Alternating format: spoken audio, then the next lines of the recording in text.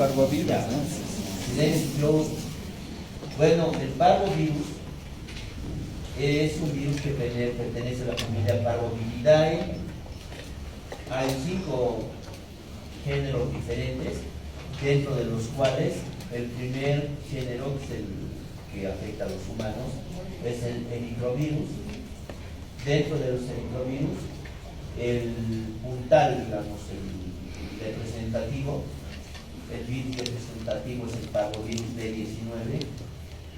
¿Por qué es B19? Porque se ha hecho un panel de todos los serotipos y se los ha identificado A1, A2, A3, A4, B1, B2, B3. Y el B19 es el que produce, es el que enferma o el que infecta a los seres humanos. Luego está en el segundo los boca parvovirus, parvovirus humano B4, que infectan también a los humanos, pero con una enfermedad mucho más leve. Luego están otros que ya no son, que no infectan a los seres humanos, ¿no? Y dentro de las especies, igual dentro de los parvovirus, el parvovirus B19 y dentro de los boca parvovirus, el parvovirus humano 4. De esos nomás vamos a hablar ahora. Como hemos dicho, los demás infectan ahí, como ven, parvovirus felino, parvovirus canino, bovino, porcino, de los cuales no vamos a hablar. Entonces, es un virus infectivo, generalmente en animales. Estamos hablando de la familia ahorita, ¿no? Luego vamos a entrar al parvovirus B19. Parvo significa pequeño. Ahora, dentro de todos los parvovirus, el parvovirus B19 fue descubierto casualmente en 1975, cuando se realizaban ensayos para el virus de la hepatitis B en suelo de donantes sanos.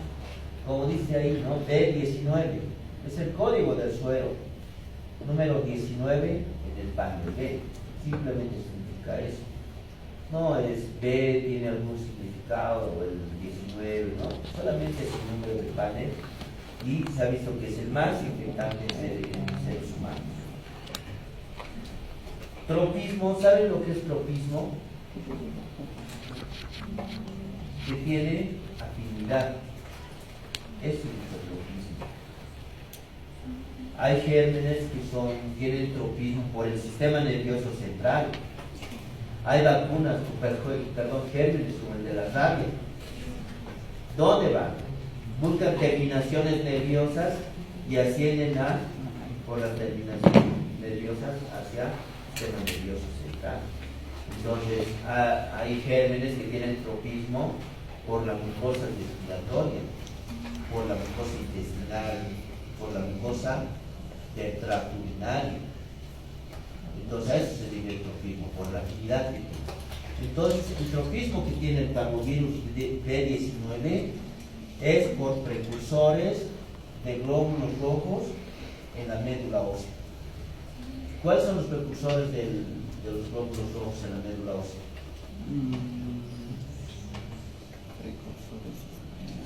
Las células madre, ¿no? Las células madre, eritopoyéticas. Las pluripotenciales, las totipotenciales. Entonces, ¿dónde va a migrar este germen? A la médula ósea. Los parvovirus son los virus de animales con DNA más simples. La replicación viral depende de las funciones suministradas por las células hospedadora o por los virus colaboradores coinfectantes. Siempre, cualquier enfermedad que sea viral, es decir, que sea autolimitada, y se ha empeorado un paciente o le ha dado una sintomatología grave, es porque seguramente no viene solo, seguramente viene asociado con otro virus o coinfectado o infectado con una bacteria. El parvovirus B19 es el patógeno para seres humanos y tiene un tropismo para las células progenitoras eritroides dentro de la médula ósea, porque las células progenitoras la célula madre pluripotencial va a formar colonias linfoides, colonias mieloides y colonias eritroides, ¿no? Las linfoides va a formar linfocitos, las mieloides va igual a formar linfocitos y las eritroides va a ser precursora de todo, de las diferentes formas inmaduras de glóbulos rojos hasta tener un glóbulo rojo maduro, y ahí también están los reticulocitos. Entonces, es esta línea eritroide a la que afecta el parvovirus B19. Aquí dice, ¿no?, que causa el eritema infeccioso o quinta enfermedad. En niños hay varias enfermedades exantemáticas. Está el sarampión, la rubiola, el eritema infeccioso, el eritema tóxico. Hay varias. Y la quinta es el eritema infeccioso. Y por eso, igual es una pregunta. Hay un caso de enfermedades exantemáticas. Cuando acaben la parte de prácticas, empieza la parte de casos clínicos. En casos clínicos hay casos de enfermedades mucocutáneas. Entonces, ahí o se habla de sarampión, o se habla de rubiola, o pueden hablar de eritema infeccioso, cualquier enfermedad que se parezca y que produzca lesiones en la piel. Ahora se está hablando mucho del sarampión, de brotes de sarampión, que empezaron en Santa Cruz, ahora que tenemos casos tenemos un caso en el Alto, bueno, tenemos un caso hasta que ayer, no sé qué pasó ayer, pero de diseminación rápida. Entonces, el eritema infeccioso es una de estas enfermedades. ¿Quién sabe? ¿Qué me dice que es eritema?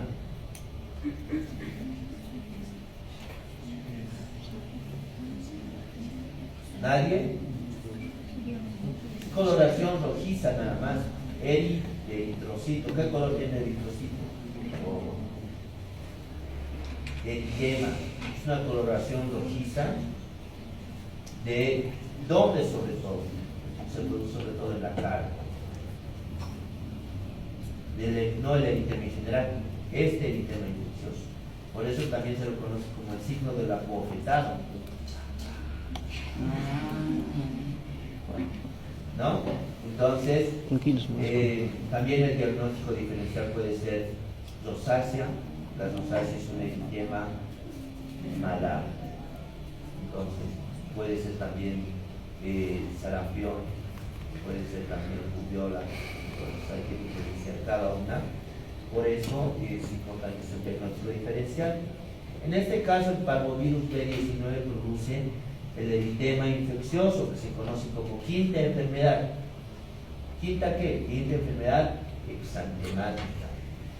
Los exantemas son enfermedades en la superficie de la piel que tienen característica tematosa. La quinta enfermedad sobre todo se da en niños, el eritema, pero en adultos da más síntomas articulares. Puede haber eritema, pero ya no en la cara, puede haber eritema en las manos, por eso también se llama el signo del guante. Las manos no están rojas, digamos, se saca la chamarra, o está normal, las manos están rojas, y un guante. Y también dolor articular, ¿no? Entonces, este parvovirus B19 puede ocasionar eso en los adultos. Propiedades importantes de los parvovirus: es un virio de forma icosaédrica, de un diámetro de 18-26 nanómetros, tiene 32 capsómeros, composición, el 20% es DNA y el 80% son proteínas. Ahí en las proteínas están toda su maquinaria que le va a ayudar a la replicación una vez que ingresa a la célula. Entonces se ve que viene con una buena maquinaria para ayudar a la replicación.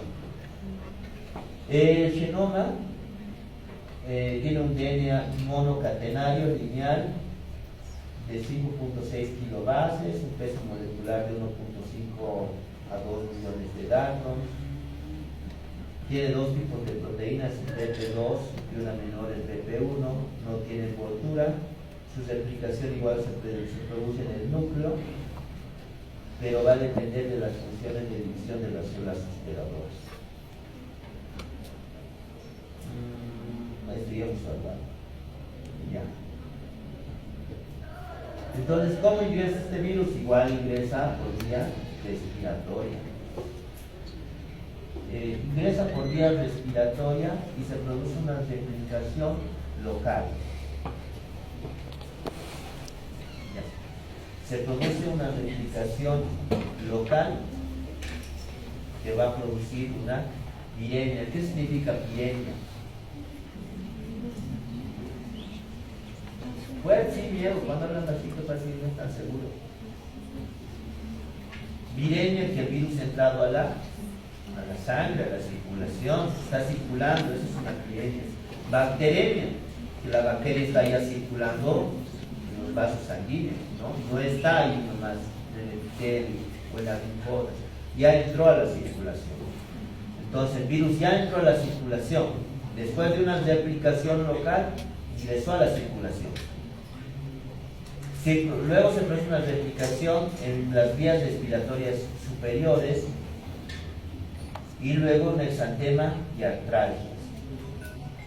Puede producir, como les he dicho, un eritema infeccioso o la quinta enfermedad y en adultos artralgias. Luego, al principio, cuando ha ingresado por las vías respiratorias, también puede migrar hacia la médula ósea y afectar los precursores eritroides de la médula ósea. Y en un huésped normal, sano, va a producir disminución de los valores de hemoglobina. En realidad, ¿qué es lo que va a disminuir? La población total de glóbulos rojos, ¿no? Si normalmente tenemos entre 5.5 y 6 millones, va a reducir tal vez a 4.8, 4.7, pero nada más, porque los virus producen una enfermedad autolimitada. Pero si tenemos un huésped que ya tiene algún tipo de anemia, porque hay varias anemias que se conocen como talasemias, que son, el glóbulo rojo ya no tiene su forma normal, puede tener una forma elíptica. Entonces, o que puede tener una forma, a eso que se llama eritrocitos. No puede tener una forma alterada, o por la alteración en la hemoglobina que tiene, estos glóbulos rojos van a ser mucho más débiles. Entonces, ya tiene una enfermedad hemolítica, porque estos glóbulos rojos ya son débiles. Al entrar en circulación, van chocando contra las paredes del endotelio vascular, se van deformando, se van rompiendo, entonces ya son pacientes que tienen una anemia crónica. Entonces, si en estos pacientes enferman con parvovirus, la anemia puede ser mucho más severa, con crisis aplásica, con riesgo de muerte. ¿Quién sabe qué es aplasia medular? Aplasia.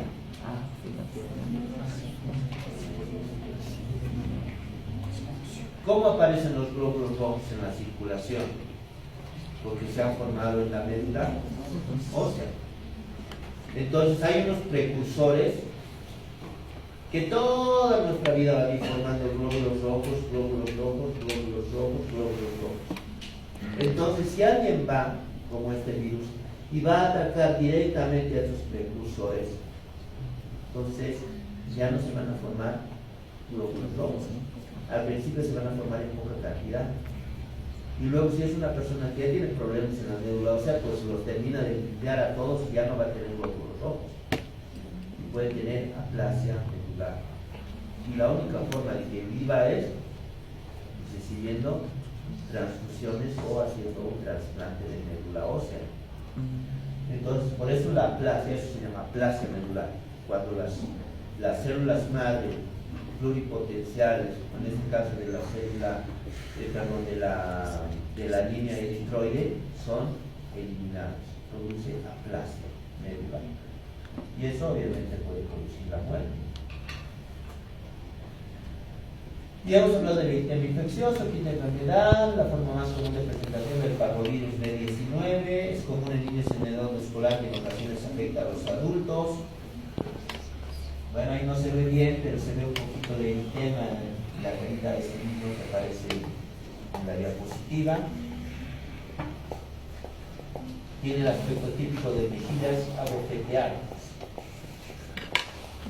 Se acompaña de síntomas generales leves, como un poco de fiebre, malestar general, no tiene mucha sintomatología. El periodo de incubación suele ser de 1 a 3 semanas. La viremia ocurre 7 días de la infección y casi persiste por 5 días. Durante el periodo, este es el primer periodo, ¿no? La viremia. Durante el periodo de viremia, el virus se encuentra en muestras de lavado nasal. Podemos hacer diagnóstico haciendo lavadito nasal y en colutorios, es decir, enjuagues bucales, ¿no? Enjuagues bucales. ¿Alguien sabe qué es un colutorio?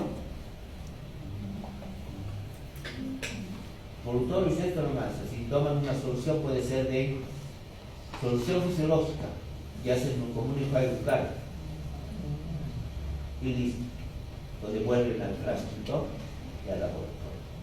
Entonces, en esta primera etapa se puede diagnosticar simplemente buscando ahí al virus. Pero luego de que pasa este periodo, pues ya los síntomas avanzan. Si al principio daban síntomas como los de un resfrío común, luego se estimula o se produce a ver, al principio de la enfermedad, ¿quién está? ¿La IgM o la IgG?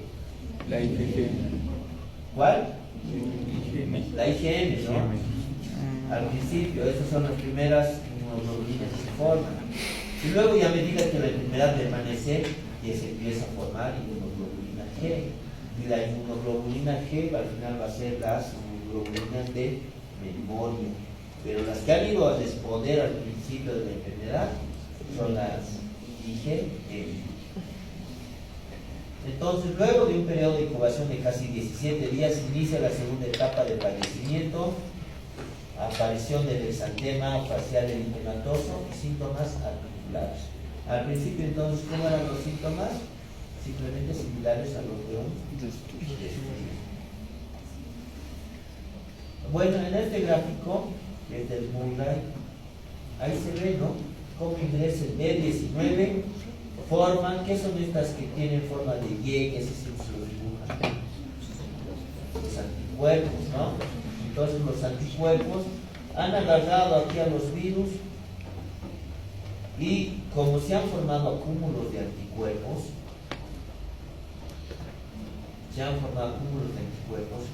y estos anticuerpos, ¿a quiénes se han agarrado? A los glóbulos rojos, porque en estos glóbulos rojos están infectados, entonces se empiezan a formar depósitos inmunitarios. Por eso son los famosos hematomas, las manchas eritroides, de la carita, igual, ¿no? Entonces, ¿esto qué es? Autoinmunidad. Cuando existe una sobrecarga de la hemólisis, ¿qué hay? Hay una crisis aplásica transitoria. Si ataca, aquí va a haber una aplasia leve, se te ha disminuido la hemoglobina un poquito, los glóbulos rojos, pero aquí te puede producir aplasia, ya casi ya no tienes células potenciales eritroides. Entonces, ¿por qué? Porque hay una reacción hemolítica mayor. Y en otros casos, como cuando el parvovirus ingresa a la médula ósea y hay ausencia de anticuerpos y persistencia del virus, como ven aquí en la secuencia,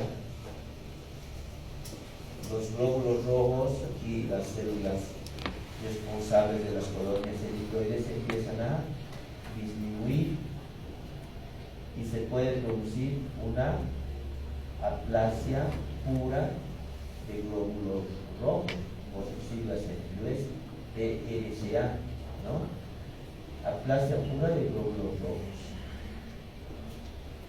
Y esto que no es algo frecuente, pero que también pasa cuando la mamá tiene parvovirus y le contagia al bebé.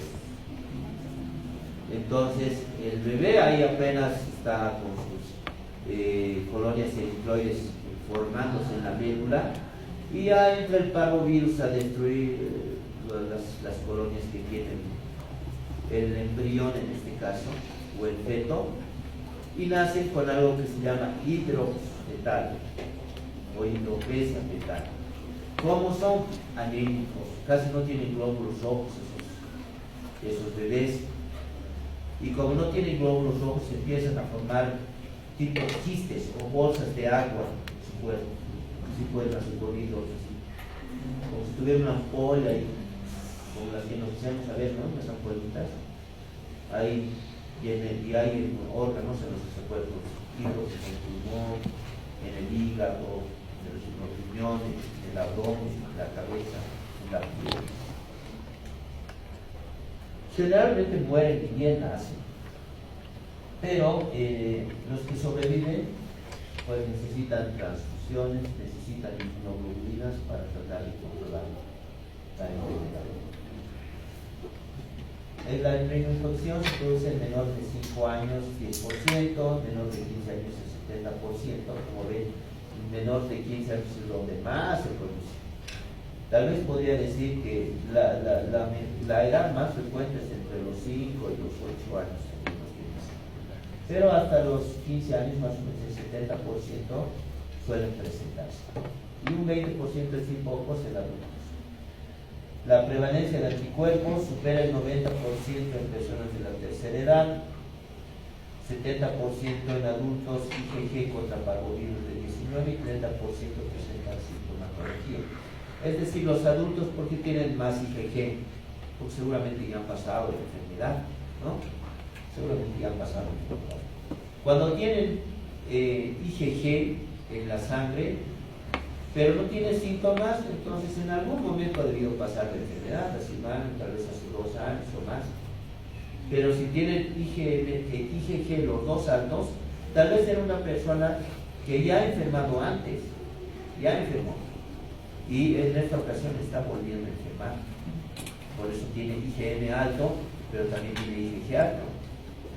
Pero en una persona enferma y que encontramos solo IgM y casi nada de IgG, entonces la enfermedad es aguda y probablemente es el periodo en el que más contagio puede producir.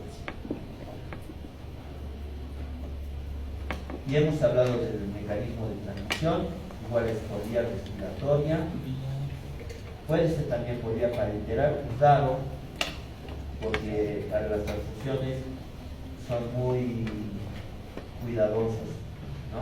Porque no se vale que vayas por una transfusión y que termines con hepatitis B o VIH, ¿no?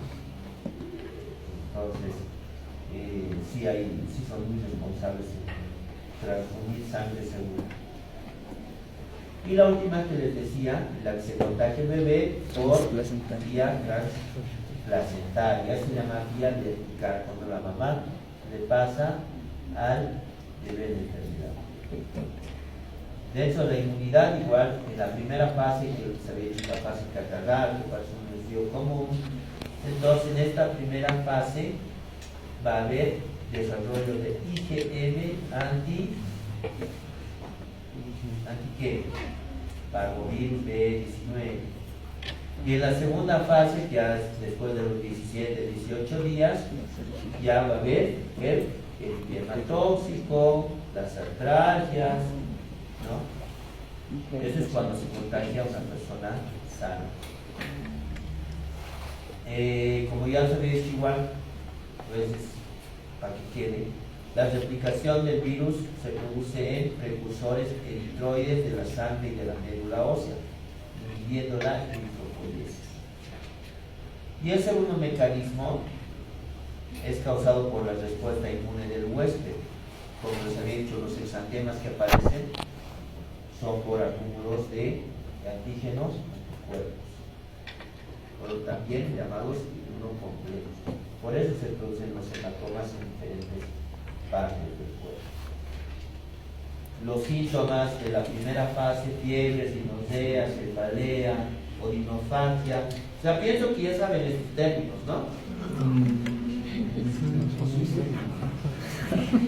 Es que a veces hablo tan natural, pero ya han llevado novizovirus, ya han llevado paramisovirus.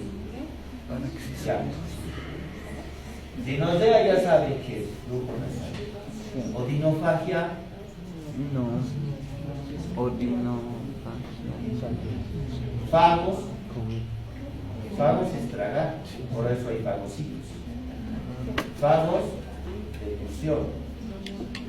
Odinofagia es dolor al deglutir. A veces no estamos deglutiendo nada, pero duele la garganta. Disfagia. Pero cuando es al deglutir, odinofagia. Mialgia, algia, algo sin dolor. Mio, músculo, mialgia, dolor muscular. Artralgias, dolores más articulaciones.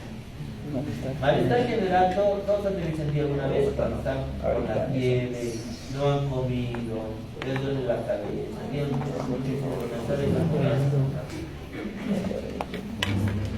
Entonces ahí a veces te produce mucho compromiso general, por eso están con malestar general. Y el exantema son las lesiones cutáneas, ¿no? Eritroides o eritrocitos. En esta primera etapa dice no es contagioso. Perdón.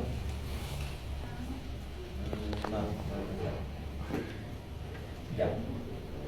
Síndrome pápulo-purpúrico iguanteo calcetín, es lo que les había dicho, ¿no? Poco común, pero se ha asociado clásicamente al parvovirus B19. ¿Por qué? Porque los inmunocomplejos se han depositado en las manos y en los pies, entonces las manos y los pies están eritematosos, están más rojos. Entonces por eso da la impresión que está con guantes o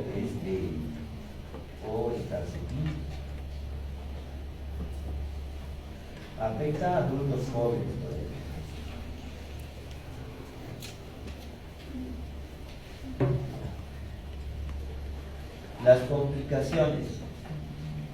Las complicaciones pueden ser graves en personas portadoras de anemia de células falciformes. ¿Quién tiene? No, si es raro en la población latina, la anemia de células falciformes. Es más frecuente en quién? Negros, dice alguien por ahí.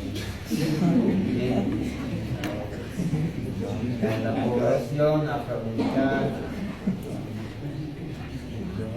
Pero, digamos, como hay descendientes, nuestros compatriotas pequeños, ya saben, ¿no? Durante el colonial que han llegado poblaciones y se han localizado por ahí. Entonces también, yo tenía un paciente, ahora hace unos 8 años, que tenía anemia de células falciformes. Toda la vida andaba con anemia.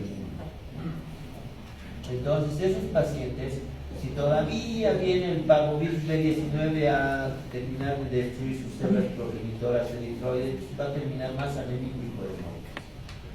Inmunodeprimidos, el embarazo, por lo que ya les he dicho. En personas sanas da una crisis aplásica transitoria, baja su hemoglobina, puede tener un poquito de anemia, pero luego en unos meses lo va a volver a recuperar porque es transitorio. Pero en los otros casos, no. En estos va a haber pérdida fetal acá y en estos puede haber muerte. Tratamiento en la anemia grave. Si la anemia es muy grave, transfusiones. Y también se utilizan inmunoglobulinas. Inmunoglobulinas. ¿Qué hacen las inmunoglobulinas? Las inmunoglobulinas derivan de las células plasmáticas, ¿no? De los linfocitos B. Lo que van a hacer es identifican al germen, ahí se pegan todos, llaman a a las células CD4, los macrófagos, a los linfocitos, T, entonces vienen y los destruyen a los genes. Entonces, pero además las inmunoglobulinas por sí mismas ayudan a la eliminación de gérmenes. Entonces, si el tratamiento es inmunoglobulinas, pues nosotros no es transfusión, le administramos inmunoglobulina humana por vía endovenosa para que nos ayuden a pelear contra estos virus. Es una forma de defender y transfundir inmunoglobulinas. Complicaciones durante el embarazo: anemia fetal, muerte fetal intrauterina, aborto espontánea, eritroblastosis fetal o hidrofetal.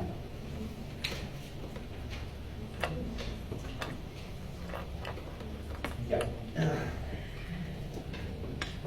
¿Cuándo se considera hidrofetal? Cuando usted dice que hay esta como acumulación, como estas bolsas de agua, dos o más identificados, ya se llama hidrofetal.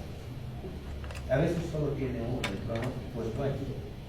Pero si tienen muchos, entonces el pronóstico es muy malo. El tratamiento: transfusión de glóbulos rojos, exsanguíneo, transfusión para eliminar las sustancias que destruyen a los glóbulos rojos.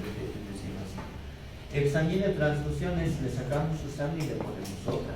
Eso es diálisis. Entonces, obviamente, si es tipo O, le vamos a poner una tipo O. ¿Por qué le sacamos sus glóbulos rojos? Porque ya están afectados.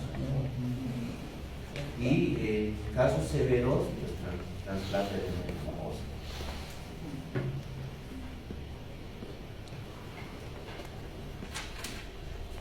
Ya, pacientes que tienen anemia crónica igual puede ser muy grave. En el embarazo igual ya hemos hablado, y en los adultos las artritis no erosivas. Es decir, solamente hay el dolor articular. Hay artritis que destruyen la articulación. No es una artritis erosiva, es una artritis no erosiva, no destructiva. Y estos son 2 o 3 diapositivas. El bocavirus o parvovirus tipo 4 o bocavirus humano tipo 1. Entonces, un virus monocatenario, igual que se puede transmitir por vía sanguínea, transplacentarias, lesiones respiratorias, vía picado oral. Miren, hay diferentes formas de transmisión de este bocavirus. El diagnóstico se hace por serología y PCR. Las manifestaciones son como de un simple resfrío. Puede producir incluso neumonía, pero son cuadros muy autolimitados. Como ven, fiebre, tos, coriza. ¿Saben lo que es coriza? Ya lleva sarampión, ¿no? Coriza simplemente es el flujo nasal. Por eso en el sarampión. ¿Han llevado sarampión? No. Sí, han llevado. Sí, no se va a perder. Por eso están los 4 Cs de sarampión: conjuntivitis, coriza, manchas de Koplik. ¿Qué más? De Koplik con K, pero ahí está los 4 Cs. ¿Qué más? Lo que sé. Conjuntivitis, coriza y manchas de Koplik. Ya. El diagnóstico diferencial, primero, Pero no sé lo que. todas las enfermedades exantemáticas deben reportarse. Todas. Porque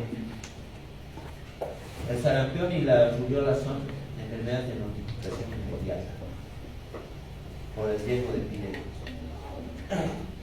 Así que se hace el diagnóstico diferencial por todas esas. El diagnóstico, igual como se había dicho, el ideal es el PCR, la reversa, pero también se puede utilizar detección de anticuerpos antivirales, la IgM y la IgG, pero el ideal es la PCR en tiempo real.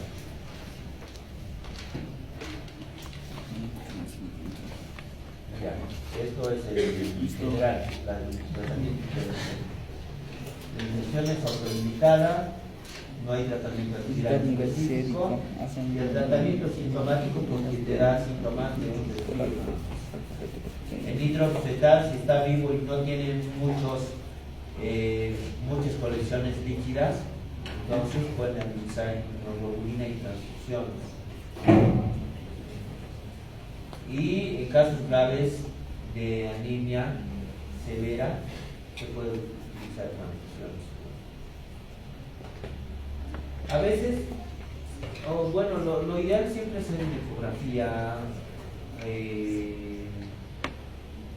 en el tercer trimestre del embarazo a las gorditas, embarazadas me refiero, ¿no?